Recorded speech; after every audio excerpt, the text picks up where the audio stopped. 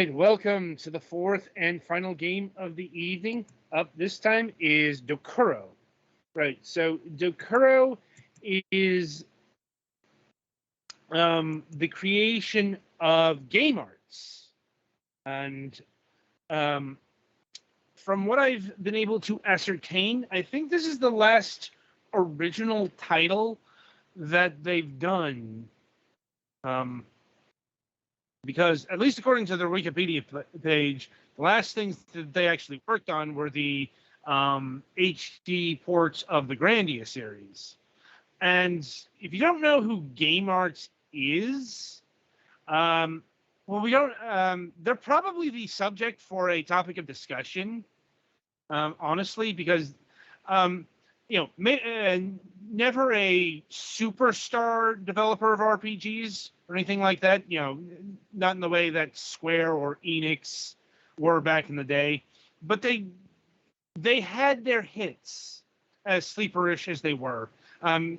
If you're an old school gamer, you probably know them as the creator of Grandia or the Lunar series. I could go on.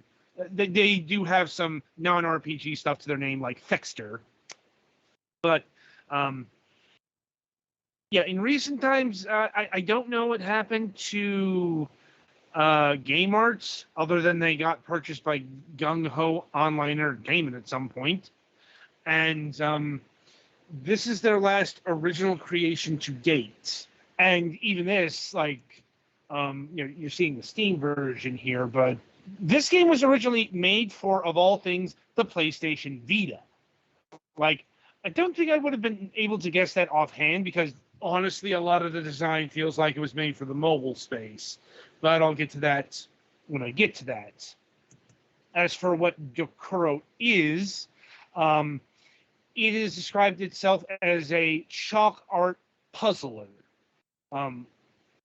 Specifically, it is a puzzle platform game where you play as an ostensibly nameless skeleton worker of a Dark Lord, but apparently he is the Dokuro of the title. There might be a translation thing there, but... Translator note, Dokuro means skull. There you go. Anyway, so Dark Lord kidnaps a princess, planning to do the forced marriage thing, as you do as a Dark Lord. Skeleton worker becomes smitten and has decided to rescue the princess. And the way that works is, you've got to get her to the end of the stage in various capacities. And things start out pretty simple. In the beginning, a good stage will last you a minute, maybe 2 minutes. And the princess does auto walk until something obstructs her or kills her, and you do have to take into account in your puzzle planning. Well, at least she stops by herself and doesn't walk off cliffs. Well, that's kind of integral to the puzzle mechanics. I will say this game is a lot larger than I thought it was. Because, once again, you look at this thing, you think it's a mobile game. And yes, it did get a port to the mobile platforms. It's both on iOS and Android. But no, I can tell you that once you get to World 4, that's when puzzle mechanics start stacking on each other, and you get levels that still not super long, but average complete time was between 2 to 5 minutes, which is definitely significantly more than you're seeing right here. Because there's a whole bunch of puzzle mechanics that have not been introduced yet. Specifically, you've got hero mode. Along the way, the skeleton worker Dokuro will drink a potion, and that'll allow him to transform into a hero who has actual combat chops. You can see here, Dokuro has a club which can bat away enemies. It's somewhat effective, but the hero is much better at combat. He's also able to pick up the princess, which is a big help in a lot of contexts. The downside is he cannot double jump, and you will need to double jump because, good example there is Petty. There's the collectible, the optional collectible for the game, and that's the coin. Not exactly sure what they do other than give you achievements. But like I said, this game was a lot longer than I was expecting. And unfortunately, I didn't really have enough time to complete the game because there's like 11 worlds. And by their own marketing material, they estimate that this will take you about 20 to 30 hours to complete. So, yeah, this is a meaty experience, if nothing else. And the other main mechanic that has yet to be introduced is the chalk. I believe that comes at the end of World 1, and you get white chalk. And there's a whole bunch of chalk that appears throughout the game. I only got up to the red chalk, but what you do with the white chalk is you do that to connect things. Like you see these platforms here. You might have a platform that has a chain broken. You use the chalk for the chain. Honestly, that was a wasted mechanic because that shows up in 2 places and disappears. Much more prevalent was the red chalk. I'm glad I got to that because that actually you use that in conjunction with fire to light fuses, and that's much more prominent. Can't speak on the other chalk types. I wish I could, but in between getting my computer back and dealing with my brother this weekend, playtime was limited. I was surprised I could get it in 4.5 hours. I'm being honest. But and that's your main set of mechanics. But how's the execution, you might ask? Really, it's really good. For the most part, I will say it didn't ported 100% well to the platform. Specifically, there's a few instances where they forgot to connect the actions to the controller. Like most specifically, the chalk didn't really bore out in the controller. I couldn't figure that out. But using the mouse helped and was probably better since that's the kind of thing that just inherently works better on the mouse. But yeah, game controls well, is well thought out. I will admit I wasn't a super huge fan of the levels getting noticeably longer. I rather liked the very short bite-sized chunks.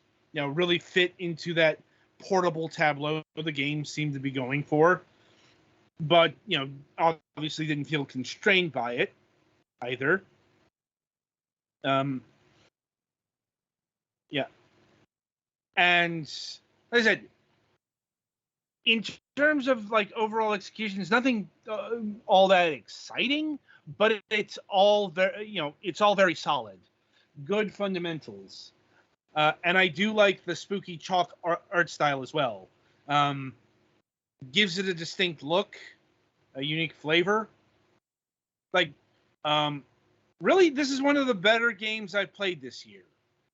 Even though it's 10 years old, it's it still holds up. And like I said, most importantly, it's a game I enjoyed playing on my PC. And we've mentioned this many a times. It's this game may not have a pure mobile sensibility, but it definitely has a portable sensibility in mind. But it's still strong enough to work on, a PC. Worth noting, this game is also on the Nintendo Switch as well. It has not come to any Xbox or PlayStation platform for whatever reason. And Pettyfan, you've been playing the game. Any additional thoughts? Why the hell is Jump map to square on the PlayStation controller? I don't know. I played with an Xbox controller. Or I know why. It's because it's a Japanese game. Oh. Yep. Oh. There's your answer. And that shit gets reversed when it comes to Japanese developers. Anyway, any other questions? No, I think I'm good. Okay, Alex, what about you? I think I'm good unless, well, are there any puzzles later on that have tight timing requirements? No, there's nothing. There's nothing timed in the sense that there's a timer. There might be something like you got you might have to deal with crushers or conveyor belts. Yeah, that's more something what I like was talking about. Things where like Yes. you have to time multiple obstacles out of the way quickly, or else Princess gets squishy. Yes, you do have to contend with that later on. Okay, but no proper clock timing puzzles, at least from what I saw. And in terms of pricing, this game ordinarily clocks in at $9.99, at least on Steam. Nintendo Switch version is $1 cheaper at $8.99, and mobile is $1.99. Like, honestly, I think this game controls much better with a controller. Like, clearly this is the kind of game that is workable on a touchscreen, but it's not going to have the tactile accuracy that a proper controller will have.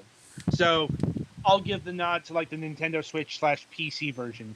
As far as the Vita version, like I guess you can technically still get that. Like honestly, the legacy Sony stores are dying. Like even though they still have some functionality, like I've definitely heard reports that games aren't like you can't download them, you can't purchase them in some cases. So not even going to talk about the Vita version there then. But for $10, yes, this game is worth it. And like I said, maybe go and here's the chalk. You got to connect that properly. It can be a bit finicky. Oh. Yeah. Anyway, so yeah, solid like 7.5 out of 10 on the arbitrary scale of arbitration. And be sure to pick it up today. Anyway, so that'll about do it for this installment of Fragments of Silicon and its multitude of reviews. So the week ahead, coming up on Wednesday, July 13th, we'll be having Arjun Paul of Abyssal Studios. They are currently in the midst of development of Mythic, which is an infinite procedurally generated labyrinth type game with puzzles, enemies, bosses, and treasures. And it's going to be seeing a prologue version called Origins released on Thursday. Or no, I think it's Thursday, maybe Wednesday, July 14th of time of recording. I'm like, not sure if we'll be getting that or footage. The developer was asking about that. But, we should have something. If nothing else, there is a demo out there, which can be played. So this is the sort of thing that gets ironed out in between episodes, so to speak. And let me see. Coming up on Friday, we will be having. I'm not sure if Ben will be joining us this time, but we'll be having hang on, Arthur from TA Publishing once more. So we're talking about House of the Dead again, because apparently they can't talk about Front Mission yet. So this is going to be interesting because we did talk about House of the Dead back when it was in development, but now the game is out on not just the Nintendo Switch, but it's come out on all the platforms. So in order to have a fresh approach, we're probably going to have to do retrospect, because we have covered this game before, and that's always a difficult proposition for us, because talking about the same game twice, we try to not endeavor to cover the same ground, and I do remember we covered a lot of ground last time we had them on the program. That went the full hour. Now we'll see what happens there. And we do have a new episode of MSP planned. No guest for that one yet. That plans there finally fell through. But we'll see what happens between now and Wednesday. So yeah, that'll about do it here. And until Wednesday, I shall wish you good gaming.